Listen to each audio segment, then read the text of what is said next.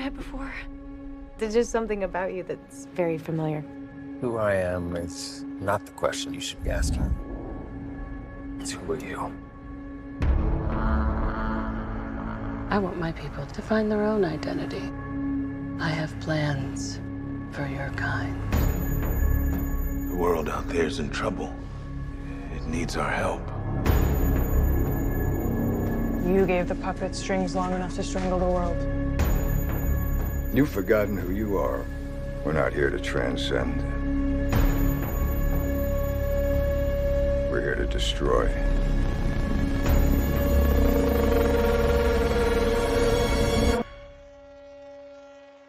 She's going to do to you what your kind did to us.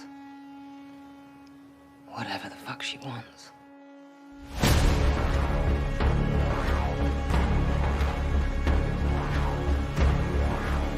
This world is a lie.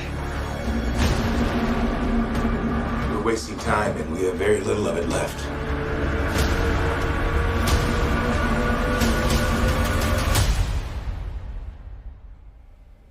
Well then,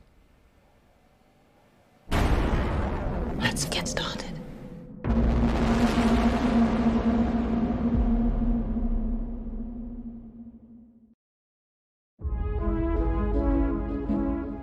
It's always really nice to be back with the same people, but doing a completely different show. I feel like we get to reinvent the wheel every time we return.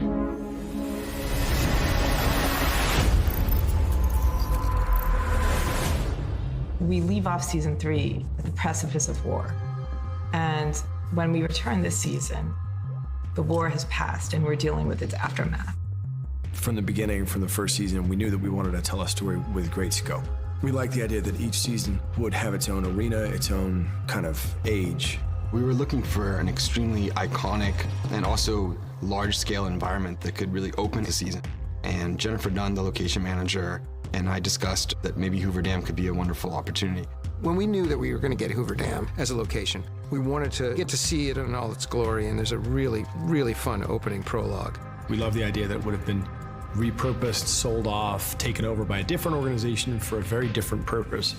Kind of getting the reality of the data universe in which we live. All of these companies, Google, Facebook, all of them require an enormous amount of power.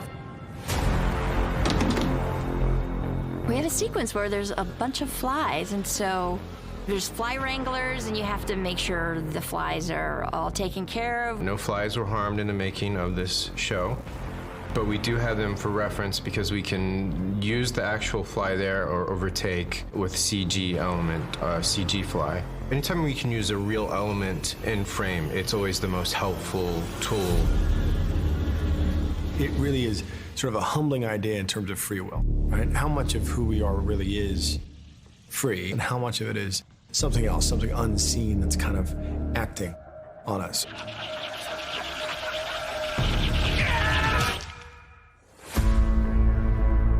Seven years have passed since the end of the previous season. So we find our characters, in some cases, in radically different circumstances. But for Caleb, the situation hasn't changed very much. We find him right back where he started at the beginning of the third season. He's haunted by his past, and so he just cannot shake the feeling that he's being followed. He can't shake the feeling that the war isn't really over. It was important for us to really show the patina this year as we entered into what was our present day in season 3. So you start to see the emergence of graffiti as exposed on the exterior of his house. There's weeds. There's a little bit worse for wear. And I think similar to the look of his face, a bit more gaunt, a bit more unshaven, unkempt. And it's the world he thought he wanted, but he doesn't quite seem happy. I'm beginning to think it's not that you fear war, it's that you miss it. Maeve, on the other hand, when we find her, is kind of in, self-imposed exile in the middle of nowhere. We had spent a lot of time scouting, doing snow studies and looking at different areas based on aesthetically what we were looking for, and ultimately ended up in Big Bear. When we find her at the beginning of the season, she's alone and living in her memories and causes quite a chain reaction, which brings her back to fight yet another battle. It's always a fun sort of little thing when you can see the hosts from other seasons come back. Who sent you, Colonel Brigham? Who the fuck is that? I'm afraid I don't have patience to explain. And then there's Dolores. Well, actually, there's not Dolores, because Dolores is dead and doesn't exist anymore. Christina is a human. She's a video game designer at a company called Olympiad Entertainment. She works in the offices, so she's in a lot of suits and more professional kind of looks. That's very sleek and clean, with nods to the color that we've seen her in before, her Dolores blue, just a little bit. But we really aimed to find things that just pulled her forward into the future. To really get a sense that our story had moved on, had moved kind of into the heart of humanity. It felt like Manhattan was the right place to be. We added a lot of futurism in terms of the landscape and the backgrounds, added some buildings, and I think evolved the city in a direction that it will likely go in. We added parks in all of the streets, leaving only one lane open for ride shares. We turned parking lots into rideshare parking stations and started to really kind of adjust some of the pre-war buildings into some future.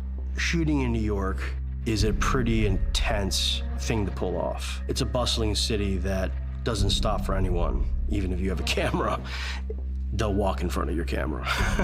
We shot on the High Line. The High Line is never shut down for any kind of private reason, so we're shooting amongst the public the whole time. Before we started shooting the second season, I sat down with Jonah and Lisa, and they kind of told me what was in store for me in season 2, how that would end. And they said, you're going to go away for a little while, but we're going to hold you as a little secret for down the line. It was really hard to keep the Teddy secret, but I didn't even tell my family. It's an exciting feeling knowing that this is going to be a little fun reveal for the audience and for the fans.